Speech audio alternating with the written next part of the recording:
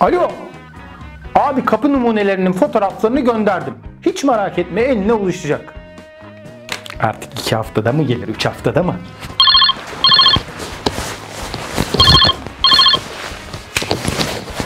Alo. Trinity. Gönder be güzelim artık şu kapıyı. Matrix'te kaldım ya, sıkışık kaldım. Aldık başımıza belayı.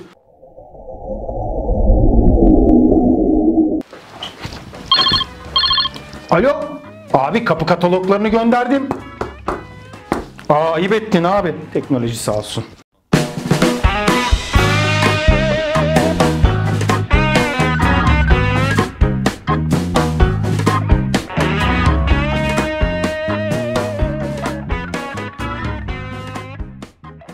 Ben neden daha etkili fotoğraflar çekemiyorum? Acaba fotoğraf bilginiz eksik olabilir mi? Bu video ile sadece 17 adımda eksik bilgilerinizi tamamlayabileceksiniz. Ücretsiz eğitim videolarımızı izlemek için abone olmayı ve bildirimlerinizi açmayı unutmayın.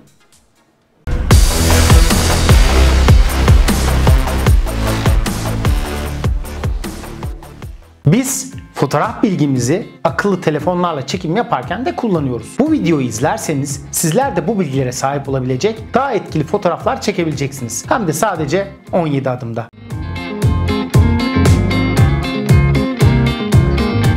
Merhaba sevgili fotoğraf severler. Kamera önünde ben Samet Güler ve kamera arkasında Serap Caymaz. Akıllı telefonlarınızla harika fotoğraflar çekmenizi sağlayacak püf noktalarını paylaşmak üzere ekranlarınızdayız. Son yıllarda üretilen yeni nesil akıllı telefonların kamera yetenekleri çok iyi. Gerçi makine kullanan fotoğrafçıların beklentilerini karşılamada yetersiz kalıyor şimdilik. Ama bizler de özellikle sosyal medya paylaşımlarımızda zaman zaman kullanıyoruz. Çok pratik ve hızlı bir yol. Her telefon markası kendine özgü tarz ve tasarımlara sahip olabiliyor. Ama fonksiyonlar genelde aynı. Biz sizlerle bu fonksiyonlardan ve görsellerinizin etkisini arttıracak yöntemlerden bahsedeceğiz. O yüzden lütfen markalarda ve model yıllarında takılı kalmayın. Akıllı telefonlarıyla fotoğraf ya da video çekenler detaylar içinde boğulmayı sevmez. Muhteşem yeteneklere sahip olmanıza gerek de yok. Bazı püf noktalarını öğrenin yeterli. Sözümüzü kısa kesiyor ve çekimden önce bilmeniz gerekenleri anlatmaya başlıyoruz.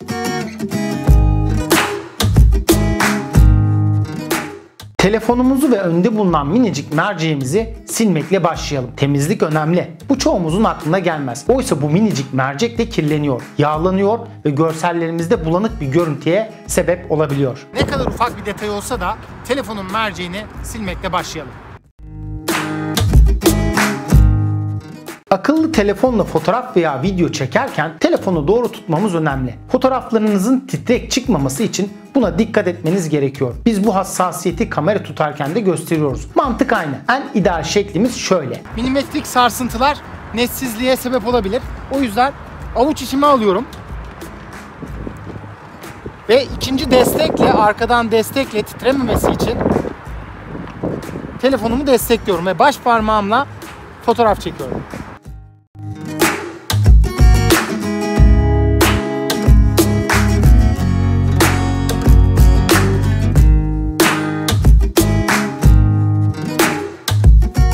Sadece akıllı telefonla çekim yapanlar genelde dikey çekimler yapıyorlar. Ama her sahne dikey çekilmez. Yatay çekmeye de alışın. İlerleyen dakikalarda harika kompozisyonlar elde edebilmek için bunun önemini daha iyi anlayacaksınız.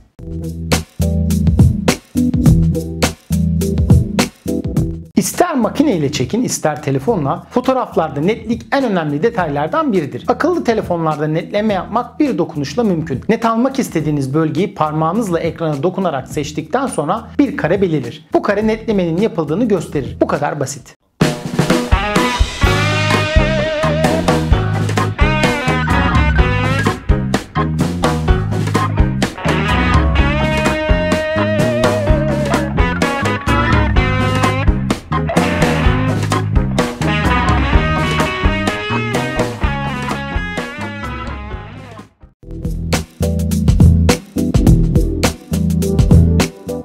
Fotoğrafçılığın en önemli kriterlerinden biri ışığın parlaklık derecesidir. Yine tek bir parmak hareketiyle bu özelliği aktive ediyor, dilediğiniz gibi fotoğrafı koyultabiliyor ya da açabiliyorsunuz.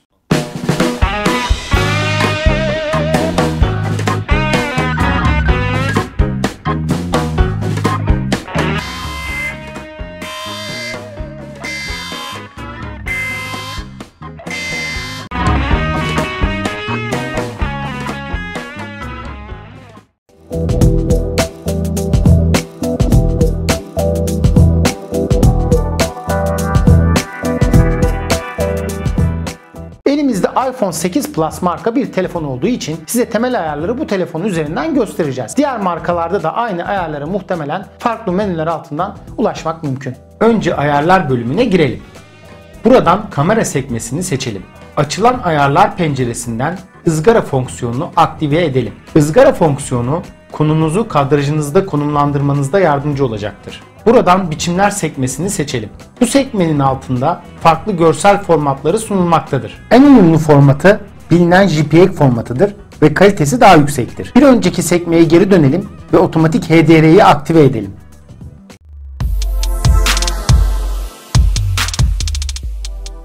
En önemli püf noktayı açıklıyoruz. Amacımız bilindik değil. Normalde insanların fark edemeyeceği açıları ve detayları yakalamak olmalı. İnsanlar örneğin şunu demeli: yıllardır buradan geçiyorum ama bu detayı hiç fark etmemişim. Daha önce denenmemiş kurgulara sahip bir fotoğraf her zaman bir adım öndedir. Çünkü izleyenlere farklı şeyler anlatır ve hissettirir. Fotoğrafı etkili kılan en önemli kriter kompozisyondur. Kompozisyon fotoğraflarınızda yer vereceğiniz obje, insan, hayvan, doku, açı, renk, ışık yönü gibi detayları göze hoş gelecek şekilde düzenlemenizdir. İşte püf noktaları.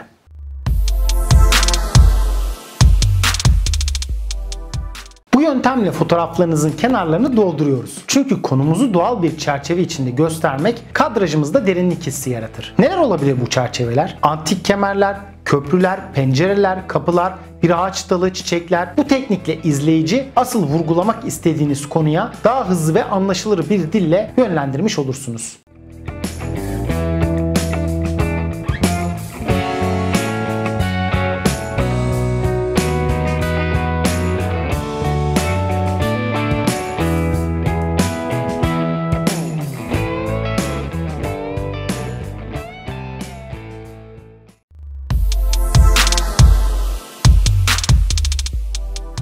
Az önce telefon ayarlarımızı yaparken ızgaramızı yani grid özelliğini açmıştık. Şimdi yavaş yavaş nasıl işe yaradığını görmeye başlayacağız. Bu teknikte konumuzu fotoğrafın 3 yatay ve 3 dikey çizgisinin kesiştiği noktalardan birine veya ikisine yerleştirerek kadrajımızı düzenliyoruz. İzleyiciyi direkt vurgulanmak istenen konuya yönlendiren bir tekniktir.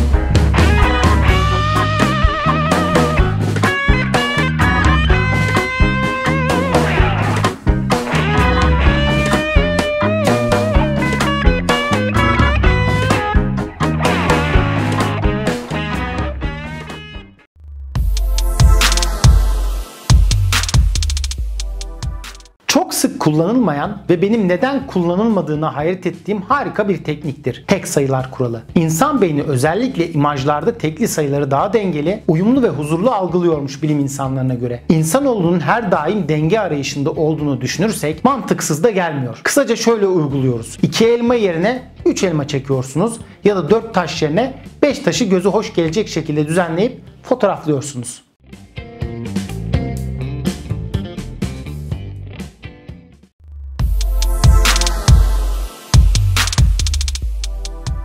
Lütfen ama lütfen sürekli aynı açıdan fotoğraf çekme alışkanlığınız varsa hemen bırakın. Aynı kadrajı sağdan, soldan, üstten, alttan, konudan uzaklaşarak ve konuya yaklaşarak da çekin. Fotoğraf çekerken sürekli aynı yerde durmayın. Yer değiştirin. Sizin kaldıramayacağınız bir çöp kovası giriyorsa kadrajınıza, onu kadraj dışında bırakmak için hareket etmeniz gerekir. Sosyal medya aynı bilindik kadrajlarla dolu. Bunda sorun yok. Sorun o kadrajı farklı açılardan çekmeyi denememek.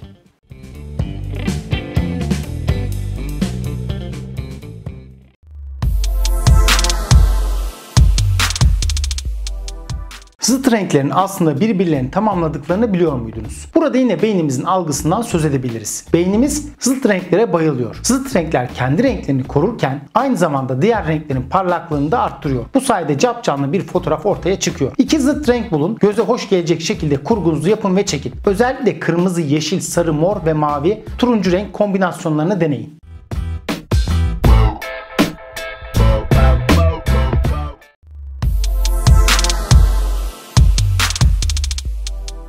Dünyamız sadece insanlardan, canlılardan ya da manzaralardan ibaret değil. Etrafınıza dikkatlice baktığınızda birçok deseni fark edebilirsiniz. Burada da aynı vurguyu yapacağız. Desenler de insanlarda uyum ve denge hissi yaratır. Biraz hayal gücünüzü kullanarak kendi kurgularınızı bile oluşturabilirsiniz.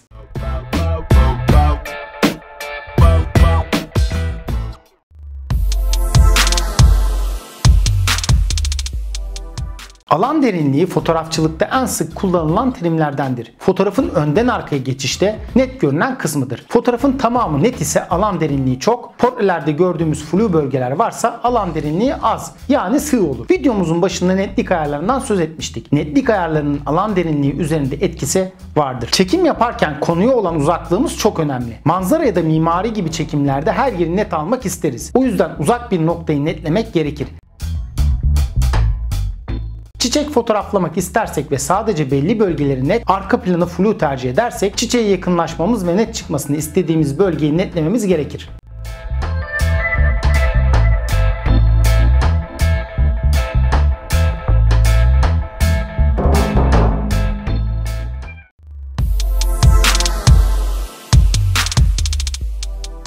Özellikle mimari ve yol gibi konularda yansıtılan simetrinin etkisi inanılmaz bir derinlik ve sonsuzluk hissi veriyor. Köşegen, üçgen veya diagonal gibi geometrik çizgiler fotoğraflarınıza dinamizm katar. Düz ya da kıvrımlı yollar gördüğünüzde mutlaka kompozisyonunuza dahil etmelisiniz. Burada simetriyi bozan bir obje olduğunda ya da siz de yerleştirebilirsiniz, mutlaka çekin. Bazen iyi bir değişim başlatmak için kuralları bozmak işe yarayabilir.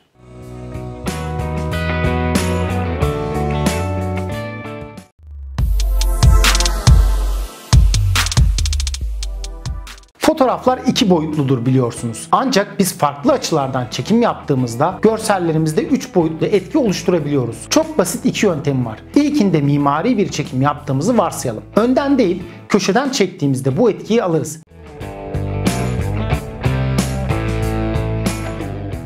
İkincisinde ise az önce anlattığımız alan derinliğinde flu arka planı yaratmamız. Konuya yaklaşıp onu netleyip diğer bölgeleri flu bıraktığımızda derinlik hissini yakalayabiliriz.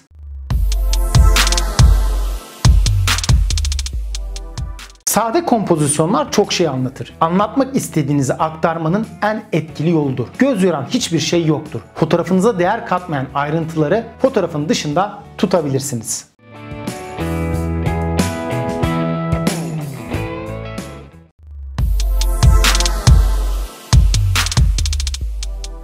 Harika bir doğa yürüyüşü yapıyorsunuz ve devasa bir şelale gördünüz. Siz şelaleyi olduğu haliyle fotoğrafladığınızda izleyici büyüklüğünü ve ihtişamını sizin gördüğünüz boyutta algılayabilecek mi? Peki fotoğrafınızı paylaşırken dev şelale yazmanız işe yarayabilir mi? Hayır. Bir insanı konuya dahil ederseniz fotoğrafınıza dev şelale yazmanıza bile gerek kalmaz. Sadece insan değil, hayvan ya da obje kullanabilirsiniz fotoğraflarınızda.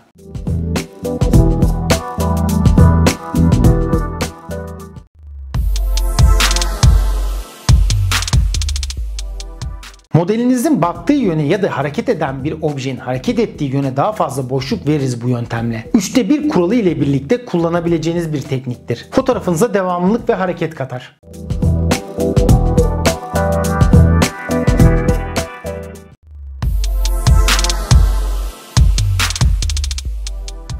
Fotoğrafın anlamı ışıkla çizim yapmaktır. Işık yoksa fotoğraf da yoktur. Rengi yansıtacak aracı da yoktur. Gelin şimdi hangi zamanlarda, hangi ışık türü, hangi konular için kullanılabilir onu görelim. Dış mekanda doğal gün ışığında çekecekseniz altın saatler dediğimiz güneş doğduktan ve batmadan hemen önceki yumuşak ve altın rengi ışık zamanlarını tercih edin. Çünkü öğle saatlerinde güneş fazla parlaktır ve aşırı farklı tonlara, gereksiz gölgelere sebep olur. Başka zamanınız yoksa gölgelik bir alanda çekmeyi tercih edin.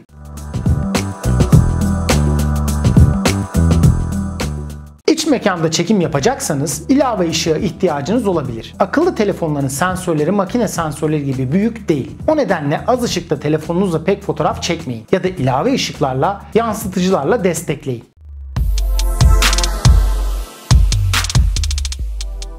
Işığı doğru kullanmayı öğrendiğinizde nefes kesici fotoğraflar çekebilirsiniz. Çoğumuzun yanlış bildiği bir şey var. Işığı renksizlik, siyahı ise renk olarak algılarız. Oysa tam tersidir. Işığa beyazlığını veren 3 ana renk vardır. Kırmızı, yeşil ve mavi. Beyaz bu 3 rengin karışımından meydana gelir. Siyah ise sadece ışığın yokluğudur. Renksizliktir. Renklerden söz ederken zıt renkler birbirini tamamlar demiştik. Burada da aynı durum geçerli. Fotoğraflarınızda gizem veya drama yansıtmak isterseniz gölgelerden faydalanın. Siyah beyaz fotoğraflarda harika bir etkisi vardır.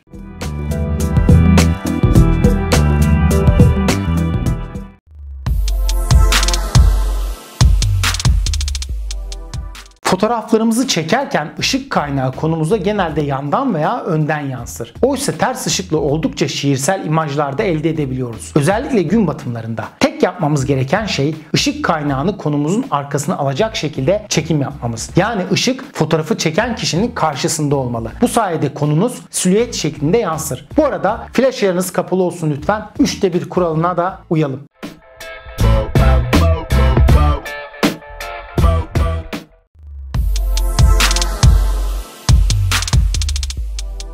Kullanabileceğiniz yöntemlerden biri de yansımalardır. Bu bazen su olabilir, bazen cam olabilir, bazen de otomobil aynası olabilir. Fotoğraflarında paralel dünya etkisi yaratmak isteyenler için ideal bir yöntem. Bazı hileleri bile var ama onu başka bir videomuzda saklıyoruz. Yansıma çekerken genelde eğilerek çekmek gerekiyor. Bunun da altına çizmiş olalım.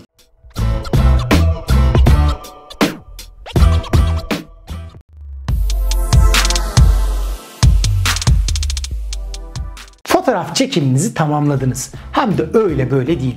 Müthiş kareler çektiniz. Peki hiç arkanıza dönüp baktınız mı? Son bir kez bakmalısınız. Belki de son hamlenizi o zaman yapacaksınız.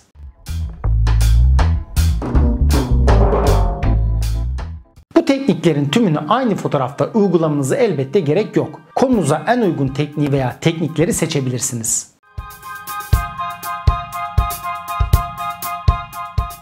Her markanın kapasiteleri farklı olsa da temelde benzer özellikleri sunuyorlar. Çekim tekniklerini geçmeden önce kısaca çekim modlarından söz edelim ve aradaki farkı görmeniz için örnekler gösterelim.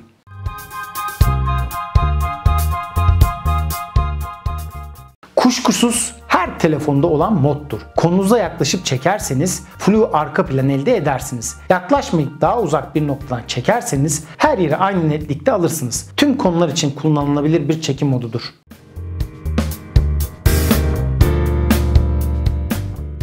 Telefonunuzda portre modu varsa bu çekim modunu sadece insanlarda değil, bitki, obje, hayvan veya heykel gibi sahnelerde de flu arka plan için değerlendirin. Telefonunuzda bu çekim modu yoksa normal fotoğraf modunda flu arka plan için konunuza iyice yaklaşıp çekmeyi deneyin.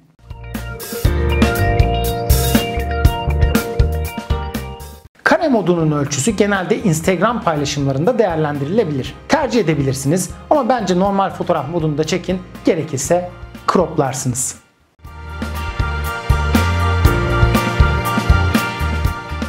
Çoğunlukla manzara çekimlerinde tercih edilir. Her telefon modelinde olmayabilir. Eğer yoksa panorama uygulamalarından birini indirebilirsiniz. Yok diye üzülmeyin. Hem çekimi çok kolay hem de çıkan sonuç tatmin edici. Nasıl çekildiğini hemen gösterelim.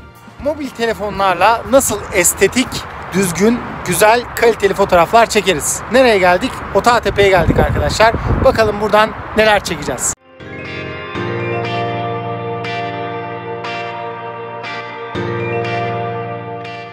İsterseniz şimdi genel bir fotoğraf çekelim. Arkasından telefonumuzun özelliğinde olan panorama moduyla bir fotoğraf daha çekelim. İkisini kıyaslayalım.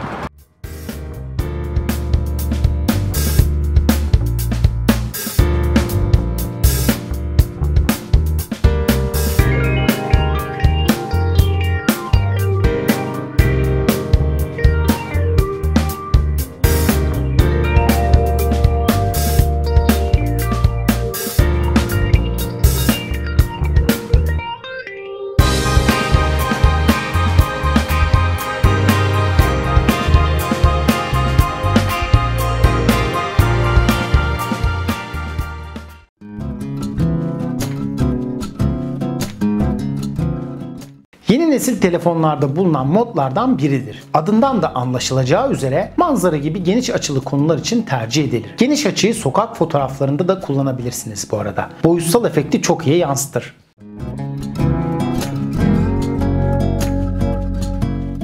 Bu modda yeni nesil telefonlarda bulunur ve adına balık gözü de denir. Geniş açılı konular için tercih edilir. Kadrajınızda daha fazla ayrıntıyı dahil etmek isterseniz bu modu kullanabilirsiniz. Amacınız mizah değilse bu çekim modunu insan yüzüne yaklaştırarak kullanmayın.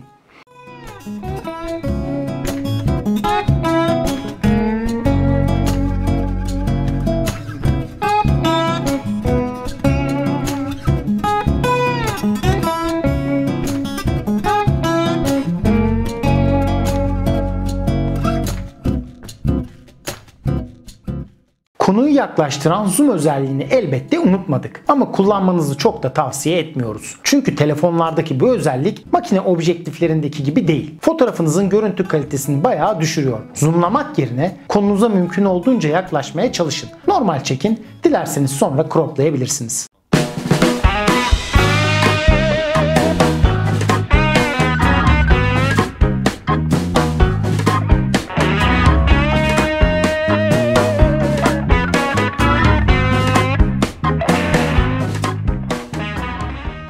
Telefonunuzda bu modların hepsi yoksa üzülmeyin. Çözümü var. Akıllı telefonlar içinde bu özellikleri sunan özel üretim minik objektifler satılıyor. Hatta bu özellikleri sunan uygulamalarda indirebilirsiniz telefonunuza. Çok işinize yarayacak telefon aksesuarlarından ve uygulamalarından da bahsedeceğiz. Ayrı bir video paylaşacağız. Merak etmeyin.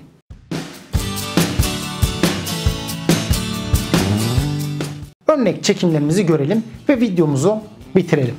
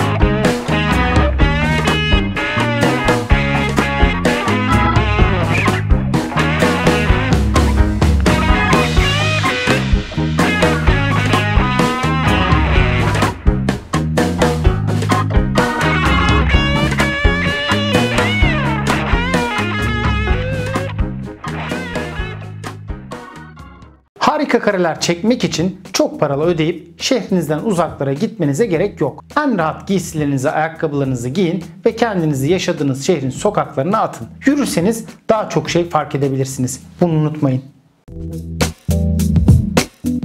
Taksim'de birkaç tane fotoğraf çekelim bakalım mobil fotoğrafçılıkla alakalı neler çekeceğiz.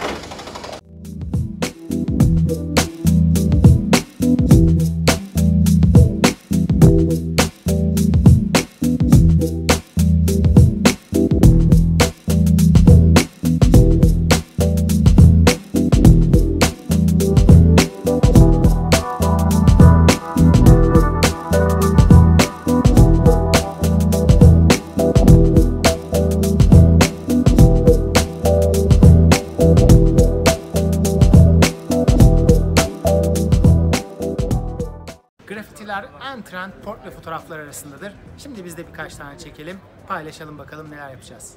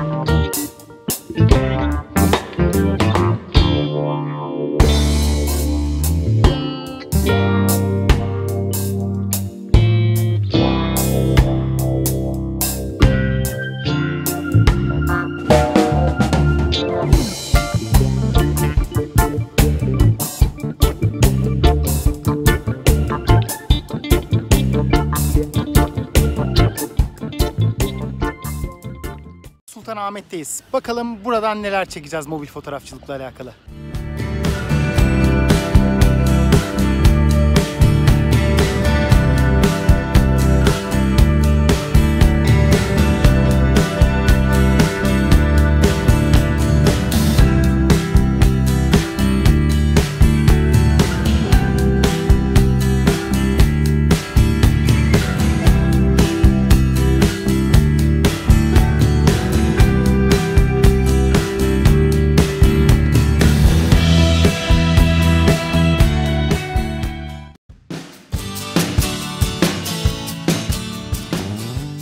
Kamera özelliklerini iyi öğrenin. Bol bol fotoğraf izleyin, ufkunuz açılacaktır. Flash özelliğini gece değil, gündüz deneyin. Düzgün çıkmamış fotoğraflarınızı telefondan silin. Depolama alanı şişmesin. Aynı açıdan çekilmiş fotoğraflarla doldurmayın. Grup selfiesi çekerken kendinizi grubun önüne konumlandırmayın. Bu durumda sadece siz net çıkarsınız.